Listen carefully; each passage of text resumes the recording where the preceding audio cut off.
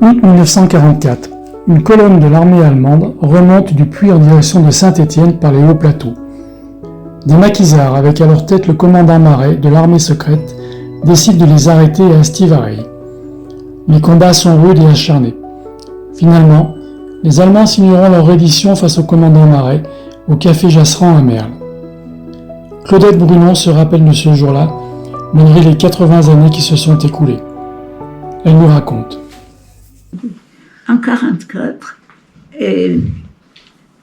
donc moi j'étais toujours chez ma grand-mère, et Lily, mon autre cousine, elle est venue pour me chercher parce qu'il y avait un troupeau de moutons. Elle est venue me chercher en vélo, elle me dit « Tu veux venir avec moi, je vais à Estivarey.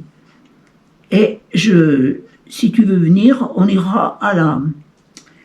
faire carder la laine. » Il y en avait un qui cardait, mais maintenant, je ne sais pas s'il y est toujours.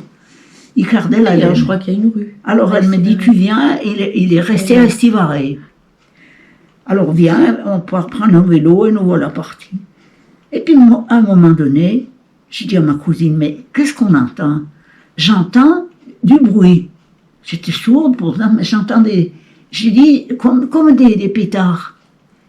Alors ma cousine me dit, mais penses-tu, c'est pas ça, c'est le vent dans les fils. Dans les fils, quand ça soufflait, c'est vrai, les fils faisaient du bruit. Alors elle me dit, c'est le vent dans les fils. Alors moi, alors on continuait notre vélo, et puis quand on est arrivé vers où il y avait le pont du train, il y avait le train qui passait à ce moment-là. Il y avait un pont, juste avant le pont, on a vu des camions à travers la route. Alors, ma cousine me dit, mais qu'est-ce que c'est que ces camions? Mais je dis, je crois bien qu'on ne peut pas passer.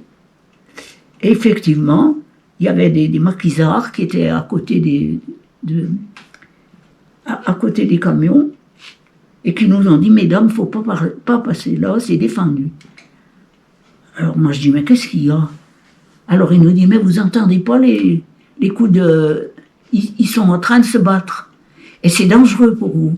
Alors faites demi-tour. Vous venez d'où? Ben, on vient des Clunes. Ah bon? Mais je dis, mais on devait s'arrêter à Merle. Le maquisard nous a dit, mais il ne faut pas continuer. Il ne faut pas aller à Merle. Parce que le pont est miné. Le petit pont qu'il y avait sur Vendôme. Il est miné. Alors, repartez à Éclunes. Moi, je dis, oui, mais c'est que notre tante, elle nous attend. Oui, mais le pont est miné. Ou alors, faites vite, dépêchez-vous. Et puis, vous en irez pas de ce côté. Hein. Alors, on est parti. On est arrivé à Merle. Quand on est arrivé à Merle, que des militaires qui étaient devant chez Josserand, c'était le café Josserand, qui existe toujours d'ailleurs. C'est écrit café Josserand. Il y avait des maquisards, mais il y avait les Allemands qui luttaient contre les maquisards. Parce qu'à un moment donné, il y en a un qui est venu en courant, parce que le commandant Maret était avec eux. Et c'est lui qui dirigeait de loin. Ils avaient des grosses lunettes d'approche, ils regardaient. Et puis à un moment donné, il a posé ses lunettes, et il y a un gars, un maquisard qui vient, et qui lui dit... Venez vite. Et pour le moment, oui. Ils viennent de mettre le feu à Estivarey. Ils le voyaient de Merle. Alors, j'ai entendu le commandant Maret qui a dit « Oh les salauds !» J'ai retenu ce mot, je ne sais pas pourquoi, « Oh les salauds !»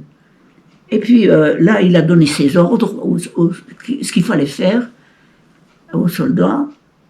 Et puis, alors... dans le café. Nous, avec ma cousine, on est arrivé chez ma tante. Elle nous a dit, mais mes petites, partez vite, parce que c'est dangereux ici. Alors nous, on lui dit, mais elle aurait une autre épice. Oh, mais vous la prendrez un autre jour. Allez-vous vite, allez-vous-en. Alors, ce qu'on a fait, on a passé par les sentiers qu'il y avait dans les bois. Il y avait des raccourcis. On a évité les routes et on a passé dans les sentiers pour arriver à Léniec. Et quand on est arrivé à Léniec, on a dit ce qu'on avait vu, ce qu'on avait entendu. Mais personne n'était au courant. Il n'y avait pas de radio, Il n'y avait pas il y avait pas de téléphone, il n'y avait pas de télé, il n'y avait rien. Alors, ils n'étaient pas au courant. Mais quand on leur a dit, ça les a choqués un peu. Mais où ils ont réalisé, c'est le lendemain quand ils l'ont entendu dire. Parce que nous, notre parole à nous, c'était les paroles de jeunes, d'enfants. Voilà. Alors, mais ils l'ont su que le lendemain, ce qui s'était passé. Gagner cette victoire avec le commandant Marais qui était plein d'astuces. Il faisait croire qu'il y avait beaucoup de monde. Et en fait, ils n'étaient pas très nombreux. Pas très nombreux. Mais le soir, ils sont venus chez ma tante à Merle pour signer la défaite. Et il avait signé, le colonel. Et puis, ils sont repartis. Et après, ils sont descendus sur Saint-Étienne, je crois. Après Merle. Il me semble, oui. Ou s'ils se sont arrêtés un an. Mais enfin, ils sont descendus après à Saint-Étienne. Et à Saint-Étienne, ils ont été victorieux aussi. Ils étaient victorieux. Mais c'est qu'il y a d'autres choses à raconter. Mais c'est une belle histoire. Hein? C'est une belle histoire. Voilà, je voulais bien raconter. Très bien raconté.